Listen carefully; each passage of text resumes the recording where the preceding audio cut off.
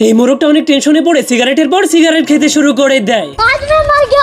কারণ আজকেই তার জীবনের শেষ দিন ছিল। কারণ আজকে তার মালিক তাকে জবাই করে খেয়ে ফেলবে। কিন্তু যখনই তার মালিক সকালে ঘুম থেকে ওঠে তখনই মোরগটা জানলায় রং করে দিনকে রাত বানিয়ে দেয়। কিন্তু তখনই ভুলবশত জানলার পর্দা খুলে যায়। এমনকি সূর্যটাও পুরোপুরি আকাশের উপরে উঠতে শুরু করে দেয়। এই জন্য এই শালা মোরগ সূর্যের আলোকে থামানোর জন্য অনেক উঁচু একটা দেয়াল বানিয়ে দেয়। কিন্তু তখনই হঠাৎ করে শহরের সব মানুষদেরকে ঘুম থেকে ওঠানোর জন্য শহরের সব থেকে বড় ঘন্টাটা বাজতে শুরু করে দেয়। এই জন্য মোরগটা জলদি করে সেখানে দৌড়ে গিয়ে ঘন্টাটাকে থামানোর জন্য ঘন্টার সঙ্গে ঝুলে পড়ে। এরপর দৌড়াতে দৌড়াতে আবারও ঘরে ফিরে আসে। কিন্তু তখন সে দেখতে পায় তার মালিক ঘুম থেকে জেগে কাজ শুরু করে দিয়েছে। এই জন্য মোরগটা অনেক রেগে কুড়ালটাকে লুকিয়ে দিয়ে খুশি হয়ে নাচতে শুরু করে দেয়।